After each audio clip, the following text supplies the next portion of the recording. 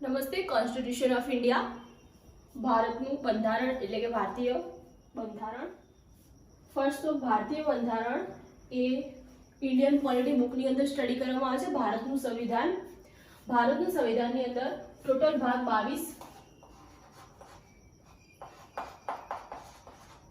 Lesson 22, અનુચ્છેદ 395,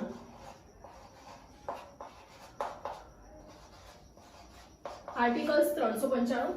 first તો ભારતનું બંધારણ ઘડવામાં કેમ આવ્યું? જ્યારે 1947 ની અંદર બ્રિટિશ શાસનો જે ભારત છોડીને ગયા હતા ત્યારે દેશ અને રાજ્યની શાસન વ્યવસ્થા ચલાવવા માટે ભારતનું બંધારણ ઘડવામાં આવ્યું છે.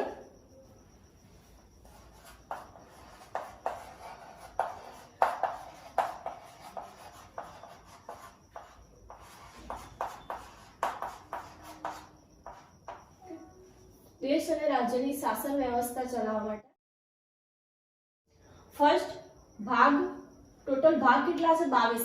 અને આ 22 ભાગની અંદર અનુચ્છેદનો સમાવેશ થાય છે. તો ભાગ 22 છે અને થોડા થોડા અનુચ્છેદનો સમાવેશ થશે. ફર્સ્ટ ભાગ જોઈએ, the union and its territory.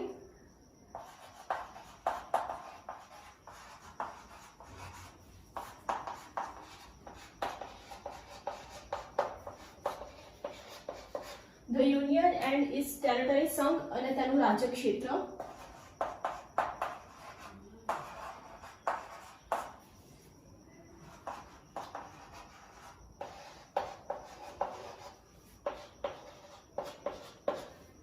હવે રાજ્ય ક્ષેત્ર, તો આપણા ભારતની અંદર રાજ્ય છે તો રાજ્યનું ક્ષેત્ર હશે. તો એ રાજ્ય કેટલા કેટલા ક્ષેત્રમાં વિસ્તરેલા છે? ભાગ 1 ની અંદર 1 થી 4 અનુચ્છેદનો સમાવેશ થાય છે. આનામાંથી પહેલો અનુચ્છેદ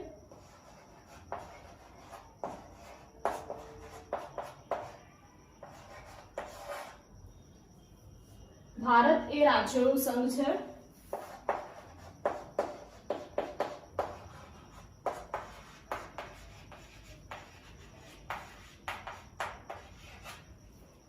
ભારત એ રાજ્યોનું સંઘ છે. ઓકે, ફર્સ્ટ અહીંયા ભારત. તો ભારતથી લઈને કેટલી ડિબેટો ચાલશે? એક બાજુ કે જે આપણે ભારતનું બંધારણ ઘડતા હોઈએ તો હવે કોના દેશનું ઘડીએ છીએ તો દેશનું નામ તો રાખવું જોઈએ.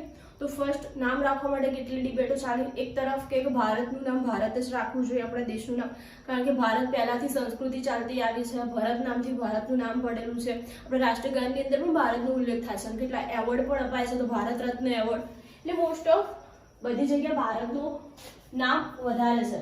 અને બીજી તરફ ઇન્ડિયા, તો ઇન્ડિયા જ્યારે 1947માં બ્રિટિશ શાસનો શાસન કરતા હતા ત્યારે આંતરરાષ્ટ્રીય વેપાર કરતા હતા.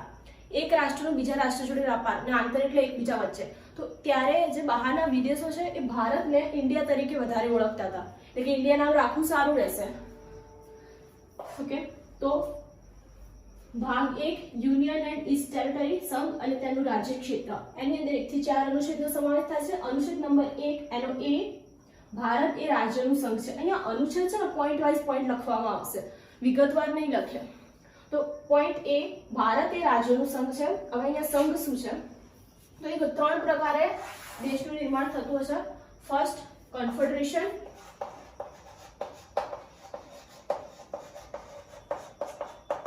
એટલે કે પરિસંઘ. સેકન્ડ ફેડરેશન,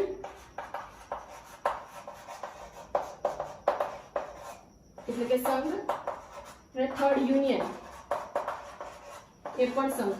તો અહીંયા લખીએ ને તો ભારત એ રાજ્યોનું એક યુનિયન છે. તો ભારતના અંદર જે રાજ્યો છે એકબીજાથી જોડાયેલા છે, યુનિયન છે, બરાબર. તો અહીંયા સંઘનું ગુજરાતી ઇંગ્લિશ યુનિયન થાય છે. હવે કન્ફેડરેશન એટલે શું? તો થોડા થોડા રાજ્યો મળીને એમની થોડી થોડી શક્તિ એક કેન્દ્રને આપે છે અને કેન્દ્ર દ્વારા એક દેશનું નિર્માણ કરે છે. અને આ એક દેશનું નિર્માણ થાય છે. જો આ દેશમાંથી ક્યારે પણ કોઈ રાજ્ય અલગ થવા ઈચ્છે તો એ આસાનીથી અલગ થઈ જઈ શકે છે, બરાબર. આવું કન્ફેડરેશન હાલ ક્યાંય જોવા નથી મળતો, આવો દેશ હાલ. પણ આ ફેડરેશન, તો ફેડરેશનમાં કે જુદા જુદા રાજ્યો મળીને એક દેશ સાથે કરાર કરે છે અને એ કરાર કરીને એક દેશનું નિર્માણ કરે છે. જો આ રાજ્ય ઈચ્છે તો આ દેશથી અલગ થવું છે. આ કન્ફેડરેશન એક દેશ છે એવો એ દેશ બન્યું છે. જો આ દેશથી અલગ થવું હોય તો પોતાનો કરાર તોડીને કોઈ પણ રાજ્ય આસાનીથી અલગ થઈ જઈ શકે છે. હવે યુનિયન ગુજરાતી શું થાય? એકતા, બરાબર, જે ક્યારે તૂટી નહીં શકે, બધા રાજ્યો મળીને એક એકતા યુનિયન બનાવે. દેખો, ભારતને અખંડ ભારત કહેવાય છે. અખંડ એટલે ટુકડા અને અખંડ એટલે જેના ક્યારે ટુકડા ન થઈ શકે. તો આપણું ભારત એક યુનિયન છે કે જેની સાથે જેટલા પણ રાજ્યો જોડાયેલા છે ક્યારે પણ અલગ થઈ શકે નહીં. તો ભારતના કોઈ પણ રાજ્ય જોડે સત્તા નથી ભારતથી અલગ થવાની, કારણ કે આપણું ભારત એક શું છે? યુનિયન છે. ફેડરેશનનું જોઈએ તો અમેરિકા એક ફેડરેશન છે. અમેરિકાના બધા રાજ્યોએ એ દેશ સાથે કરાર કરીને જોડાયેલા છે. અમેરિકાની અંદર એમના દેશની નાગરિકતા અલગ છે, એમનો ફ્લેગ અલગ છે, પોતાનું સંવિધાન અલગ છે. આપણી અંદર પણ એક એક્સેપ્શન હતો, જમ્મુ કાશ્મીર, એ હાલ દૂર થઈ ગયો ધારા 370 હટી ગઈ એટલે. તો બીમાં શું કહેશે કે ભારત એ રાજ્યોનું સંઘ છે. ઓકે, હવે ભારતની અંદર કેટલા રાજ્યો છે? તો ભારતની અંદર તમારે રાજ્યો જોવા હોય તો ભારતના રાજ્યોની લિસ્ટ એ અનુસૂચિ 1 માં છે.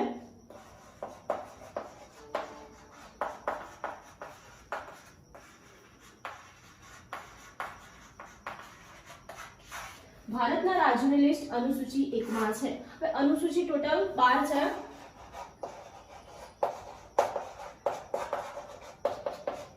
અનુસૂચિ 12 છે.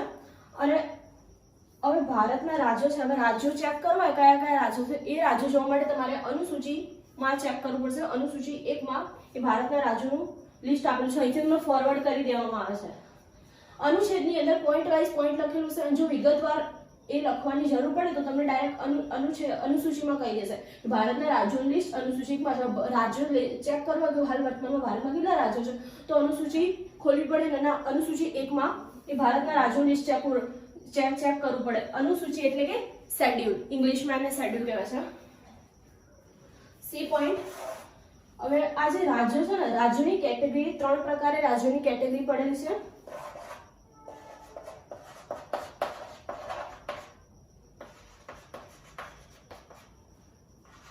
First state.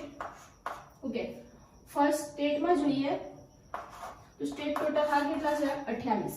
વર્તમાનમાં રાજ્યો સ્ટેટ કેટલા છે? 28. યુટી 8. યુટી યુનિયન ટેરેટરી, કેન્દ્ર શાસિત પ્રદેશ, કે જેનું શાસન ડાયરેક્ટ કેન્દ્ર દ્વારા ચાલતું હોય તેને કેન્દ્ર શાસિત પ્રદેશ કહેવાય છે. તો કેન્દ્ર શાસિત પ્રદેશ કેમ બનાવવામાં આવે છે? જો એ કેન્દ્ર શાસિત પ્રદેશનો વિસ્તાર ખૂબ નાનો હોય છે અને દેશથી દૂર હોય છે તો એને કેન્દ્ર શાસિત પ્રદેશ કરી દેવામાં આવશે, ના તો રાજ્ય બનાવીને. બરાબર, એટલે રાજ્ય બનાવવામાં આવતું નથી, એને યુનિયન ટેરેટરી એટલે કે કેન્દ્ર શાસિત પ્રદેશ બનાવવામાં આવશે. ડાયરેક્ટ કેન્દ્રનું શાસન ચાલતું હોય, નામ જ છે ને કેન્દ્ર શાસિત પ્રદેશ, કે જેનું શાસન કેન્દ્ર દ્વારા ચાલતું હોય. થર્ડ, અરજી ક્ષેત્ર. અરજી ક્ષેત્ર ફિલહાલ 0 છે.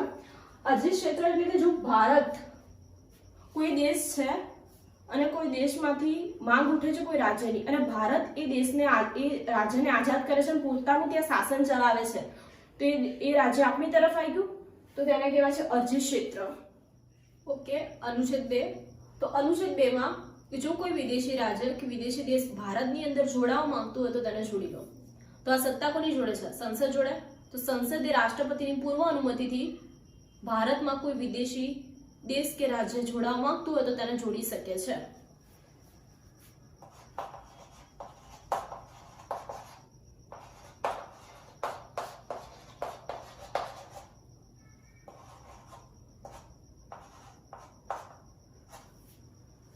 ઓકે, વિદેશી દેશ, ભારતમાં કોઈ વિદેશી દેશ કે રાજ્ય જોડાવા માંગતું હોય તો તેને જોડી શકે છે. એ અનુચ્છેદ 2 માં કહે છે. હવે 16 મે 1975 માં સિક્કિમ એ ભારતમાં જોડાઈ ગયું. અહીંયા છે સિક્કિમ અને પહેલા અહીંયા તો તિબ્બત, તિબ્બતની ઉપર ચાઇના. ચાઇનાએ તિબ્બત પર હુમલો કર્યો 1959 માં અને તિબ્બતના જેટલા લોકો હતા ને અમને બધા ચાઇનાની રાજ્યોની અંદર અલગ મૂકી દીધા. એટલે આખું તિબ્બત ખાલી થઈ ગયું અને તિબ્બત ખાલી થઈ ગયું તો ચાઇના વાળા લાઈન તિબ્બતમાં ભરતી દીધા.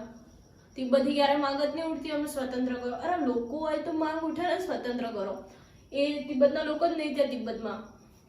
પછી આ અહીંયા સિક્કિમ, તો સિક્કિમ ડરી ગયું કે ભાઈ દેખો અમારું દેશ જ કેટલું નાનું છે, તો અમને મૂકશો તો અમે તો ક્યાં જશો.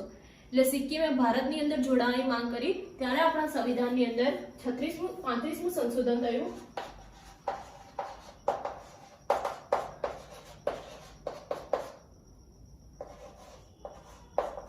35મું સંશોધન 1974 ની અંદર, જેમાં સિક્કિમને સહરાજ્ય તરીકે સ્વીકારવામાં આવ્યું. સહરાજ્ય, ના તો સિક્કિમ આપણું રાજ્ય છે ભારતનું, ના તો તે પડોશી દેશ છે. સિક્કિમ એક સહરાજ્ય છે, કોઓપરેટિવ સ્ટેટ તરીકે બિહેવ કરશે સિક્કિમ. તો સિક્કિમ એક સહરાજ્ય છે. અને એક વર્ષ પછી સિક્કિમને સારું લાગ્યું કે ભાઈ બરાબર છે, ભારતના લોકો તો એવું નહીં કરે. તો પછી 36મું સંશોધન થયું. સિક્કિમે ભારતની અંદર જોડવાની માંગ કરી ઓફિશિયલી કે હવે ભારતની અંદર અમે જોડવા તૈયાર છીએ. ભારતે એમ જ કીધું હતું કે હાલ જોડાઈ જાઓ, પછી તમારે અલગ થવું હોય તો અલગ થઈ જજો. પણ સિક્કિમને ક્યાં ખબર હતી કે આપણું જે ભારત એ યુનિયન છે, જો એકવાર જોડાઈ ગયા તો અલગ થઈ શકીએ નહીં. તો 36મું સંશોધન થયું બંધારણમાં 1975માં, અને સિક્કિમને ભારતનું 22મું રાજ્ય બનાવી દીધું. સિક્કિમને ભારતનું 22મું રાજ્ય બનાવી દીધું. બરાબર. તો અનુચ્છેદ તો 2 માં જ કહે છે કે ભારતની અંદર જો કોઈ વિદેશી રાજ્ય કે વિદેશી દેશ જોડાવા માંગતું હોય તો તેને જોડી દો. આ સત્તા સંસદ જોડે છે. સંસદ એ રાષ્ટ્રપતિની પૂર્વ અનુમતિથી જોડી શકે છે. રાષ્ટ્રપતિને કહી દેવામાં આવે કે અમે આ કોઈ દેશ છે એને જોડવા જઈ રહ્યા છીએ, રાષ્ટ્રપતિ પણ વિરોધ નહીં કરી શકે. આપણે નેક્સ્ટ અનુચ્છેદ 4 માં જોઈશું. હવે અનુચ્છેદ 3.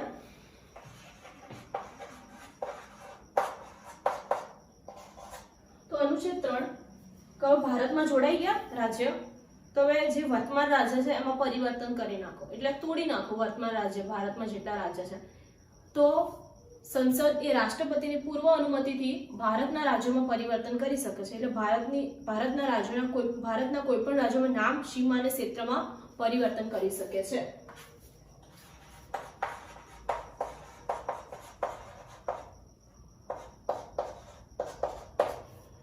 તો સંસદ એ રાષ્ટ્રપતિની પૂર્વ અનુમતિથી ભારતના કોઈ પણ રાજ્યનું નામ, સીમા અને ક્ષેત્રમાં પરિવર્તન કરી શકે. નામમાં પરિવર્તન એટલે ઓડિશાનું ઓડિશા કર્યું એવી રીતે નામમાં પરિવર્તન કરી શકે. હવે ગુજરાત છે તો ગુજરાતનું ઉત્તર ગુજરાત, નીચે સૌરાષ્ટ્ર, 2 ભાગ અલગ નામ કરવા હોય તો કોઈ પણ રાજ્યનું કંઈ પણ નામ રાખી શકે છે સંસદ. સેકન્ડ, સીમા. તો આપણા ભારતમાં કેટલી આડી અવળી બાઉન્ડ્રી છે એકબીજાના રાજ્યની. તો રાજ્યોમાં પણ રાજ્યની બાઉન્ડ્રી પણ બદલી શકે છે. ભાઈ આડી અવળી ગમતી નથી, ચોરસ લંબચોરસ કરી નાખીએ બાઉન્ડ્રી. અને ક્ષેત્ર, તો કોઈ એક રાજ્યને જોડીને બીજા રાજ્ય સાથે જોડીને મર્જ કરીને કોઈ મોટું રાજ્ય બનાવી શકે છે, એટલે એના ક્ષેત્રમાં વધારો કરી શકે છે. અથવા તો એક રાજ્યને 2 ભાગમાં તોડીને એનું ક્ષેત્ર નાનું કરી શકે છે. બરાબર. તો ભૂતકાળમાં એવા કેટલાક પરિવર્તન કરવામાં આવ્યા છે. મધ્યપ્રદેશને તોડીને છત્તીસગઢમાં કરી દીધું 1 નવેમ્બર 2000માં. પછી ઉત્તર પ્રદેશને તોડીને ઉત્તરાખંડમાં કરી દીધું 9 નવેમ્બર 2000માં. અને બિહારને ઝારખંડમાં તોડી દીધું 15 નવેમ્બર. મધ્યપ્રદેશને છત્તીસગઢમાં તોડી દીધું 1 નવેમ્બર 2000માં. ઉત્તર પ્રદેશને ઉત્તરાખંડમાં 9 નવેમ્બર 2000 અને બિહારને ઝારખંડમાં 15 નવેમ્બર 2000માં આ પરિવર્તન કરેલા છે ભૂતકાળમાં. એક ફેમસ કેસ છે યુનિયન બેરુબરી કેસ.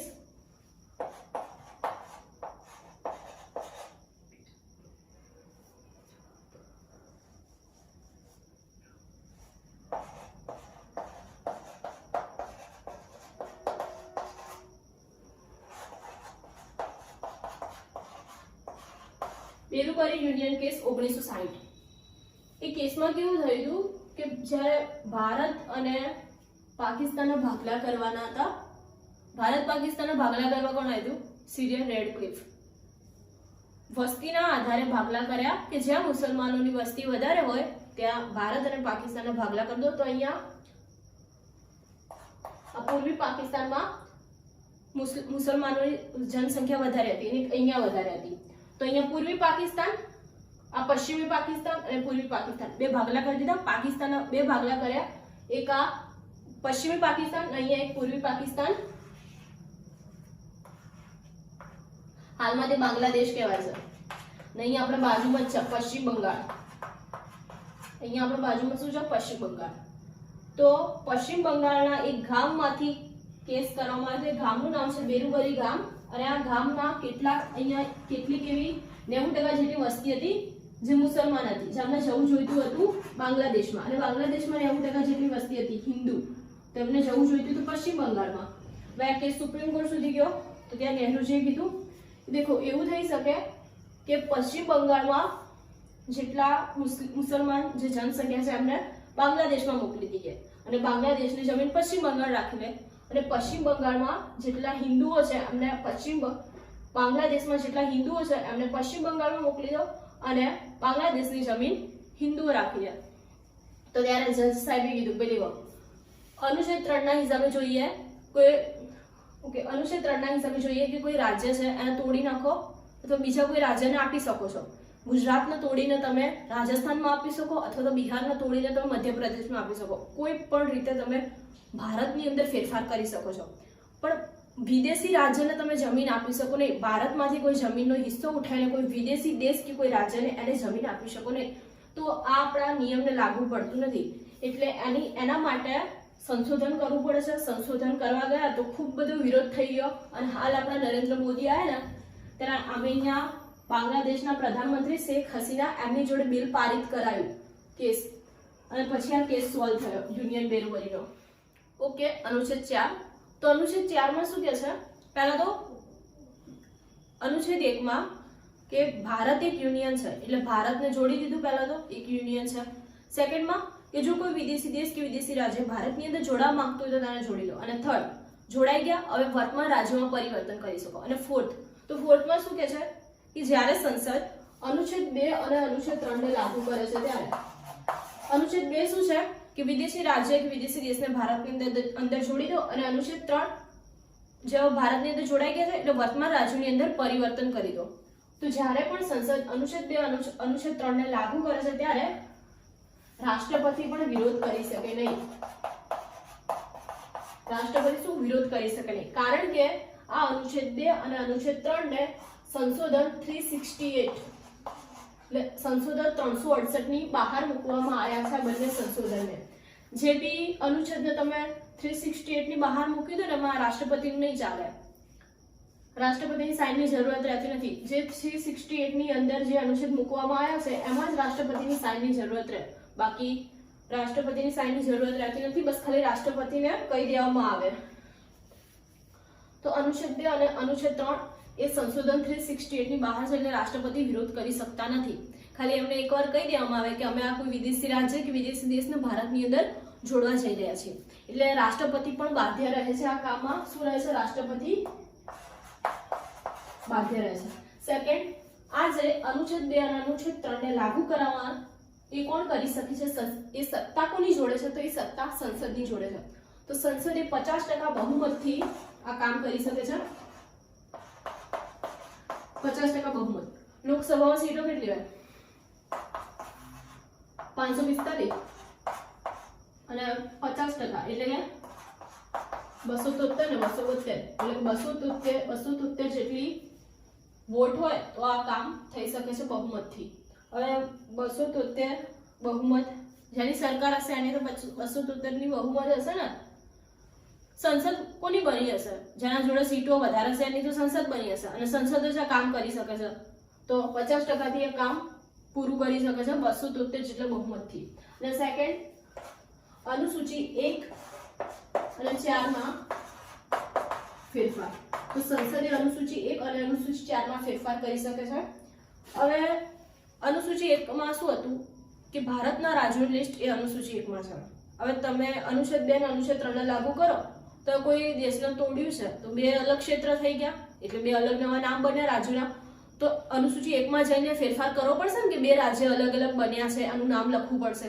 અથવા તો કોઈ બે રાજ્યને તમે મર્જ કરો છો અને એક રાજ્ય બનાવો છો તો એક રાજ્ય ખતમ થયું નહીં, હવે જે નવું રાજ્ય બન્યું છે એનું નામ પણ લખવું પડશે. વિદેશી રાજ્ય જોડાયું છે ભારતની અંદર, તો કયું રાજ્ય જોડાયું છે એ પણ ચેન્જિંગ કરવું પડશે ને અનુસૂચિ 1 માં જઈને. તો આમાં આવું કહેશે, બરાબર. તો આપણે 4 અનુચ્છેદ જોયા, અનુચ્છેદ 1, અનુચ્છેદ 2, અનુચ્છેદ 3 અને અનુચ્છેદ 4. આ લેક્ચરમાં આટલું. નેક્સ્ટ લેક્ચરમાં thank you watching my video.